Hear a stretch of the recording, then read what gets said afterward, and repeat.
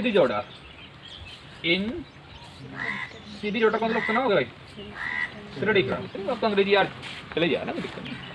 श्रेणी क्रम में हम क्या देख पा रहे हैं, देखिए भाई, पहला प्रतिरोध है, इसका पहला सिरा जी दूसरा सिरा जी, और दूसरा प्रतिरोध का पहला जी दूसरा जी, तो पहले के दूसरा और दूसरे का पहला जुड़ा हुआ है, और दूसरे का दूसरा तीसरे के पहले जुड़ा है। इस प्रकार व्यवस्था आगे हमने बढ़ा दी। बाद में क्या किया हमने, पहले प्रतिरोध का पहला सिरा बैटरी के पॉजिटिव टर्मिनल से, और अंत में प्रतिरोध तीसरा भी हो सकता है आपको, चौथा भी हो सकता है, दूसरा भी, अगर दो लोग तो दूसरा अंत हो जाएगा आपको, ठीक। और उसका दूसरा सिरा बैटरी की निगेटिव टर्मिनल से हम जोड़ देते हैं, ठीक। तो जरूरी नहीं आप वैसे भी करके जोड़ दो, बैटरी उल्टी लगा दो तो भी कोई फर्क नहीं पड़ेगा, ठीक। बात करो। तो इसमें कौन सी चीज़ सिम रहती है, अगर करंट यहाँ से आएगी तो सामने क्यों जाएगी, तो उसमें जो करंट होती है वो सिम रहती है। इसमें जो करंट होती है वो क्या रहती है बच्चों, सिम। अलग अलग क्या रहता है भाई बोलो, अलग अलग पोटेंशियल डिफरेंस रहता है। यहाँ जो पोटेंशियल डिफरेंस है वो V1 है, यहाँ जो V2 है, और यहाँ क्या है V3 है। तो जो आपका अलग अलग रहेगा वो रहेगा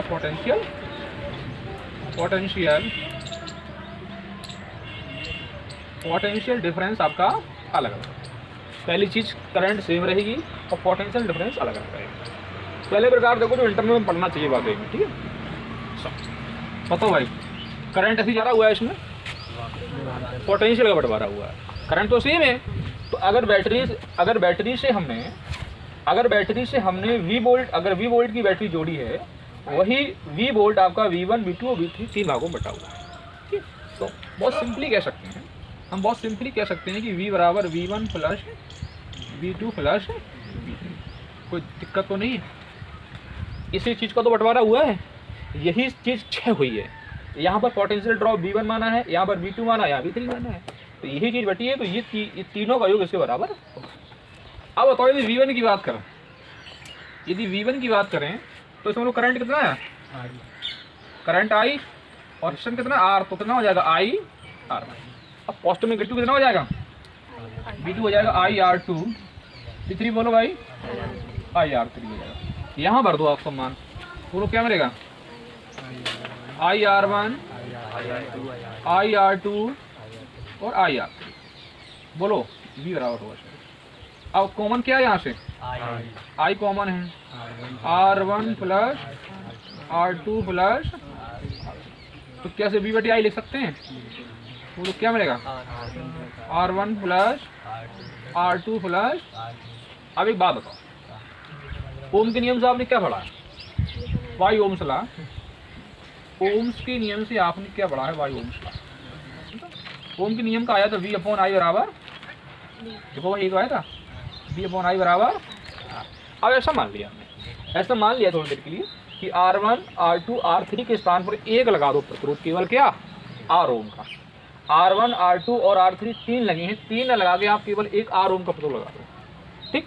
और उसमें करंट I भाग दो, बैटरी V वोल्ट की लगी रहने दो, तो जहाँ पर V अपॉन I लिखा है वो R के बराबर लिखा जाएगा, ठीक है। तो V अपॉन I किसके बराबर, देखो भाई R के बराबर हो जाएगा। तो यहाँ R बराबर क्या निकलेगा, R बराबर निकलेगा आपका R1 plus R2 plus R3। ये नेट रेजिस्टेंट आया। इसी को हम लोग नेट भी लिख लेते हैं, इसी इक्विवेलेंट भी लिख लेते हैं, जैसी आपकी मर्जी हो वैसा लिख लो, कोई फर्क नहीं है माय डियर।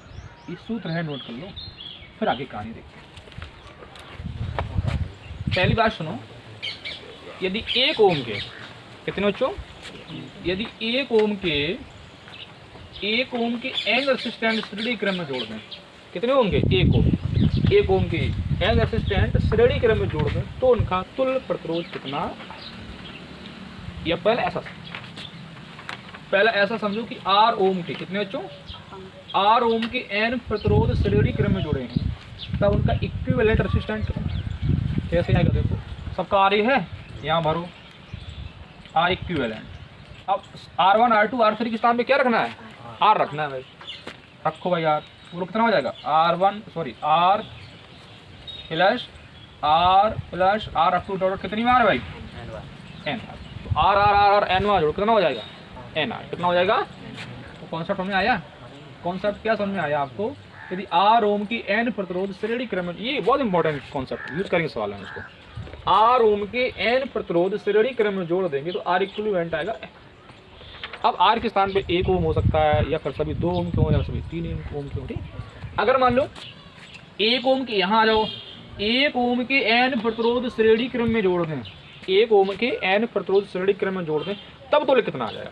तो इसका मीनिंग क्या हो, इसका मीनिंग 1 को जोड़ा n बार, 1 + 1 + 1 + 1 कितनी बार जोड़ा है, n बार, पूरा कितना आएगा बोलो भाई, तब आएगा आपका n आएगा, कितना आएगा, अरे 1 को 2 बार जोड़ो 2 होगा, 1 को 3 बार जोड़ो 3 होगा, 10 बार जोड़ो 10, n बार जोड़ो तो बात समझ रही। अगर वही 2 ओम हो, अगर 2 ओम के n प्रतिरोध, 2 ओम के n प्रतिरोध श्रेणी क्रम में जोड़ते हैं तब कितना होगा 2n, कितना होगा 2n, तब R इक्विवेलेंट जो होगा आपका 2n, कितना होगा भाई 2n।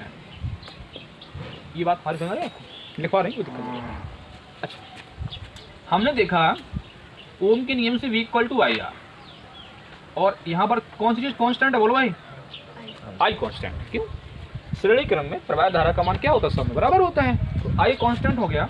अब जी कांस्टेंट हटाएंगे तो किसका निशान लगेगा, अनुक्रमान, तो V अनुक्रमानुपाती R आया, सीरीज ऑर्डर के लिए होता है V अनुक्रमानुपाती। इसका मीनिंग क्या है, इसका मीनिंग ज़्यादा ये है कि अगर प्रतिरोध का मान ज़्यादा होगा, इसका मीनिंग है अगर प्रतिरोध का मान ज़्यादा होगा तो उसके जो पोटेंशियल डिफरेंस है वो ज़्यादा। एक छोटा सा चित्र बना रहे हैं आपको समझना है, इधर ही देख लो, इधर देख लो, बताना भाई, एक लड़का कोशिश करे बताने की। ये डायग्राम बना दिया, इतने मान लो 4 हो, इतने मान लो 6 हो। अगर हम आपसे ये पूछ दें कि बताओ 4 ओम की सिरों के बीच पोटेंशियल डिफरेंस ज़्यादा होगा कि 6 ओम की सिरों के बीच पोटेंशियल डिफरेंस ज़्यादा होगा, 6 ओम। प्रतिरोध ज़्यादा तो पोटेंशियल डिफरेंस किसकी बात हो रही है, सीरीज ऑर्डर की बात हो रही है, पैरेलल के लिए अलग होता कहानी थी। अगर सीरीज ऑर्डर है तो अगर प्रतिरोध ज़्यादा है तो पोटेंशियल डिफरेंस भी क्या होगा आपका ज़्यादा होगा। अगर हम धारा पूछ रहे हैं आपसे, अगर हम आपसे धारा पूछा तो 4 में ज़्यादा बहेगी कि 6 में ज़्यादा बहेगी, यार भैया दोनों बराबर बहेगी, कब बढ़ा रहे हैं आपका, दोनों में क्या बहेगी, क्योंकि किस क्रम में लगे, सीरीज कॉम्बिनेशन में क्या होता है, पैरेलल कॉम्बिनेशन में कौन सी चीज़ समान रहती है भाई, पोटेंशियल डिफरेंस समान रहता है, पोटेंशियल आवाज़ नहीं करो, पोटेंशियल डिफरेंस बच्चों सेम रहता है और करंट बच्चों अलग अलग होता है, ठीक है। प्रत्येक प्रतिरोध में जो बहने वाली धारा है वो समान नहीं रहती, ठीक है। इनका प्रश्न था कि पोटेंशियल डिफरेंस समान क्यों रहता है, तो उसका भी जवाब समझिए। 20 वोल्ट की बैटरी जोड़ी हमने, तो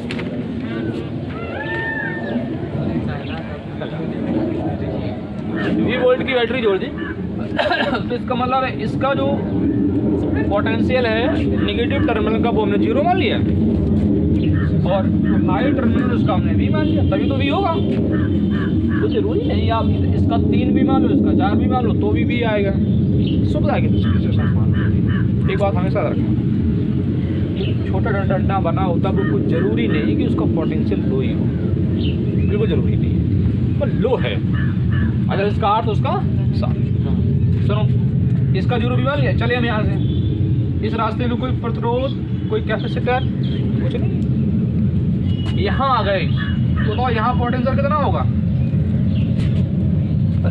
इस बिंदु बताओ कितना होगा पोटेंशियल, ही होगा माय डियर। बोलो क्यों, रास्ते में कुछ मिला ही नहीं मुझे, रास्ते में कोई रेसिस्टेंट मिल जाए, कोई ऊपर बढ़ो, क्या ऊपर कुछ है, ऊपर भी कुछ नहीं, यहाँ भी होगा,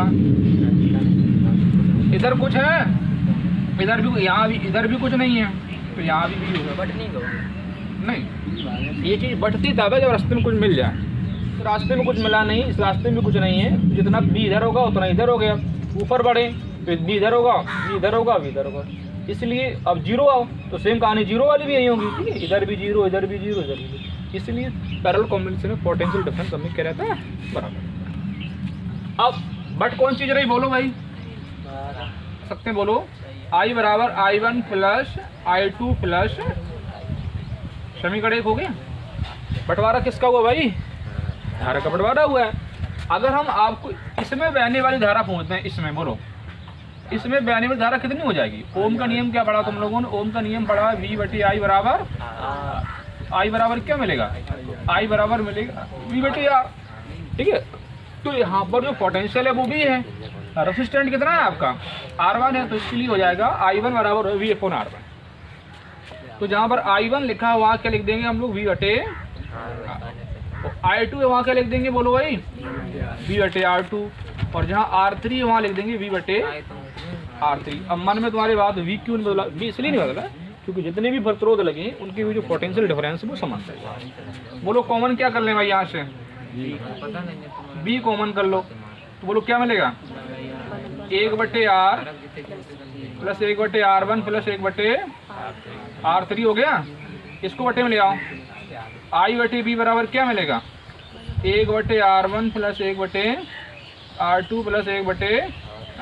ओम का नियम देख ली भाई, ओम ने बताया था V बटे I बराबर, देखो जहाँ I अपॉन B वहाँ क्या ले सकते हैं, जहाँ I अपॉन 1 बटे R ले सकते हैं। देखो अब मैंने क्या किया, मैंने ये काम किया, सब मान लिया थोड़ी देर के लिए कि R1 R2 R3 के स्थान पर एक प्रतिरोध लगा दिया, एक R1 R2 R3 के स्थान पे हमने सिर्फ एक नेट रेसिस्टेंट लगा दिया, वो है R। और उनकी भी जो बैटरी जोड़ी हमने 20 वोल्ट की, धारा कितनी आई, आई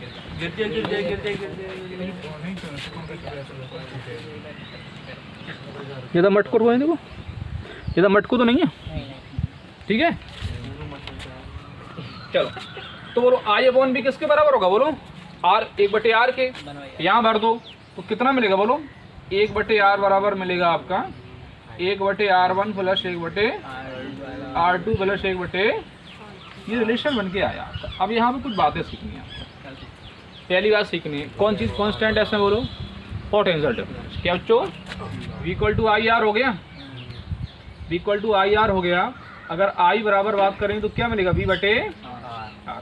ये कांस्टेंट वैल्यू है, I इनको समानुपाती 1 बटे R होगा। इसका मीनिंग क्या है, अगर प्रतिरोध ज़्यादा हो धारा कम होगी। धारा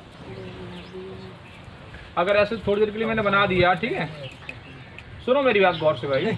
चलो यहाँ मान लो 2 ओम लगे, यहाँ 3 ओम लगे, यहाँ 4 ओम लगे, तो इसका मीनिंग क्या है, इसका मीनिंग यदि रेसिस्टेंट ज़्यादा है तो धारा कम, रेसिस्टेंट ज़्यादा है तो धारा कम, अगर प्रतिरोध कम है तो धारा ज़्यादा है। तो बताओ इसके अकॉर्डिंग 2 में ज़्यादा धारा, 2 में ज़्यादा होगी धारा कि 3 में कि 4 में, 2 में ज़्यादा। तो जितना कम होगा धारा उतनी ही ज़्यादा होगी, पैरेलल कॉम्बिनेशन के लिए स्पेशली बात।